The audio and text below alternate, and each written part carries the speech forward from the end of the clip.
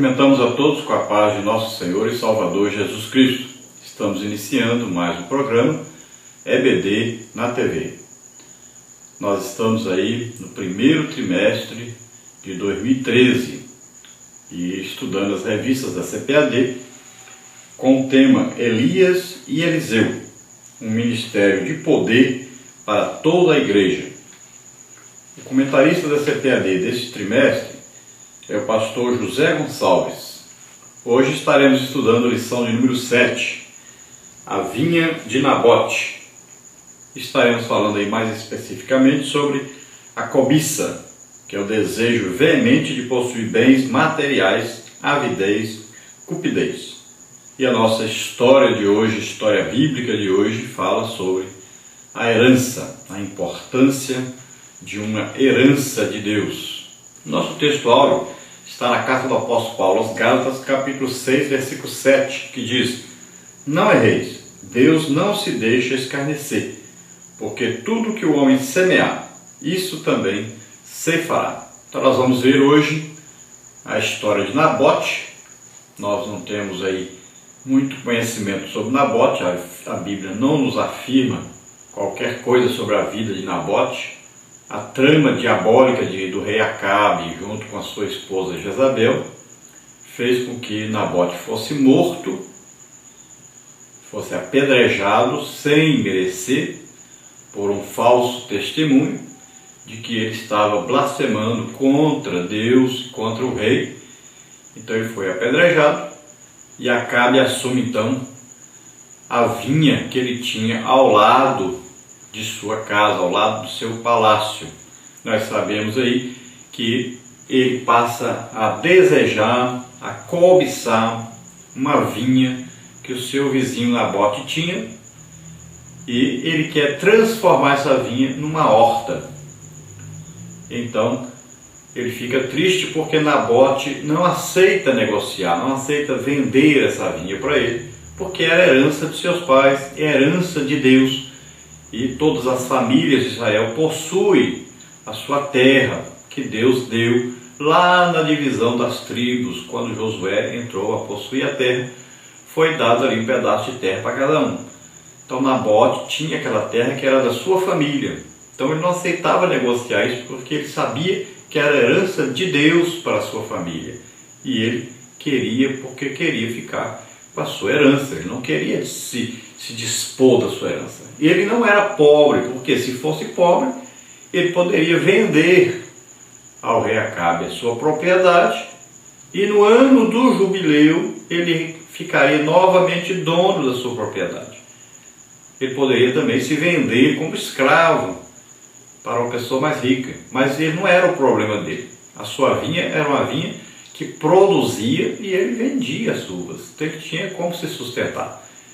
Então ele não queria ficar sem a sua herança, mas o rei então ofereceu várias coisas para ele. O rei veio com várias propostas. Primeiro o rei diz que precisa daquela vinha, e é claro que ele não precisava, ele poderia fazer uma vinha em qualquer lugar, podia comprar em outro lugar, mas ele queria aquela porque era ao lado da sua casa, ao lado do seu palácio, da sua riqueza. E ele, como rei, achou que poderia ter aquilo que desejava. Mas a palavra do Senhor dizia que ele não poderia.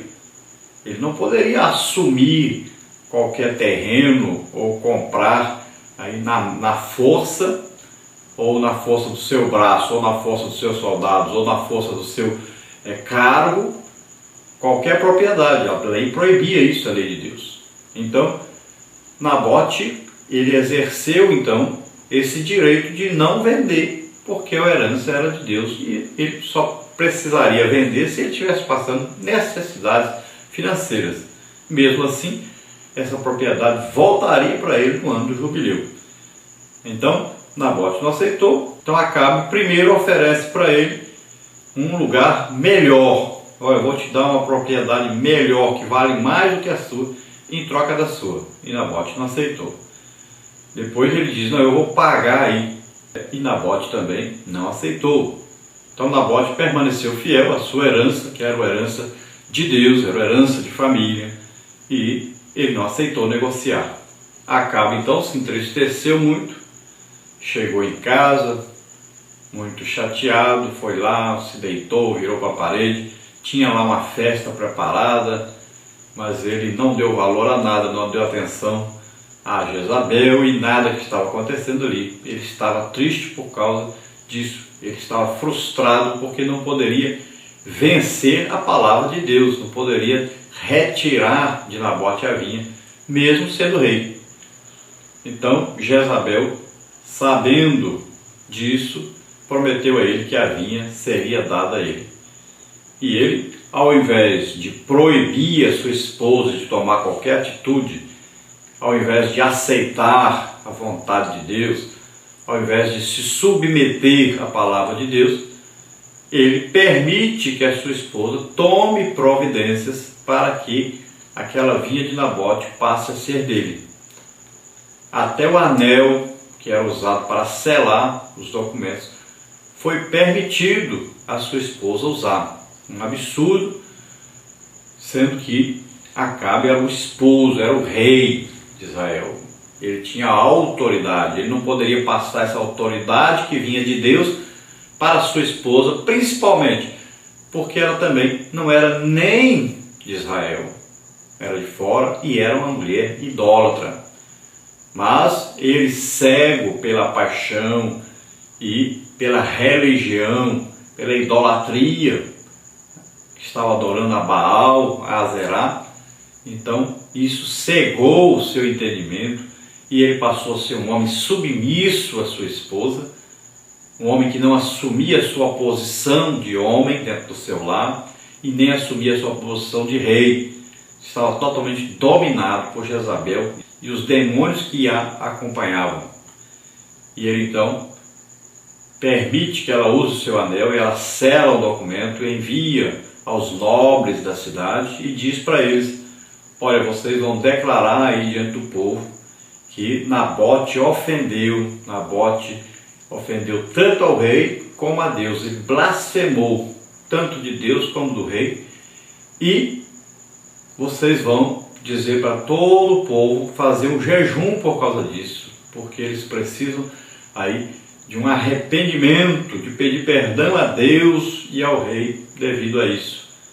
Depois vocês vão pegar o Nabote e vão chamá-lo e vão conduzi-lo à frente do povo e vão fazer com que o povo apedreje, que ele seja morto. E então, com esse falso testemunho, Nabote é levado diante do povo. E vocês podem ver que até um jejum eles proclamaram, como se estivesse fazendo uma coisa para Deus. Ela usou ainda a religião, usou ainda a vontade do povo de agradar o verdadeiro Deus. Fizeram um jejum e, numa mentira, num engano, então o povo apedrejou Nabote até a morte. E aí o rei então tomou posse da vinha. Jezabel entrega para ele e diz: a vinha agora é sua. E ainda fizeram uma grande festa para comemorar isso. Então esse rei, devido a isso, nós vamos ver que ele é repreendido por Elias. Nós agora estamos voltando a partir da lição 5, onde nós vimos que Elias estava fugindo, estava triste. Depois Elias, ele vai ser recuperado por Deus e Deus agora diz para ele que ele tem algumas coisas a fazer. E a providência que Deus vai tomar é que Elias deveria ungir o rei de Assíria, depois ele teria que ungir um novo rei para Israel, teria que ungir ainda um profeta que ficaria em seu lugar, que é o Eliseu. Então tinha uma tarefa, uma obra para ele fazer ainda, não tinha acabado o seu ministério. Deus o levaria para si, mas ele ainda tinha coisas para fazer. Então isso revigorou as forças do profeta Elias. Elias teria que ir até Acabe e repreendê-lo. E foi o que aconteceu. Ele foi até Acabe, repreendeu Acabe. Nós vamos ver que Acabe ainda teve um arrependimento tardio. Deus ainda permitiu que ele governasse um certo período, E Deus ainda não trouxe todos os juízos que ele deveria trazer sobre Acabe, prorrogou devido ao arrependimento que Acabe teve, mas nós devemos saber que tudo que nós fazemos de errado, existem consequências. Existe consequência na terra, diante dos homens, das leis dos homens, e existem consequências no reino espiritual. Então Acabe estava sujeito a essas consequências e ele sofreria essas consequências.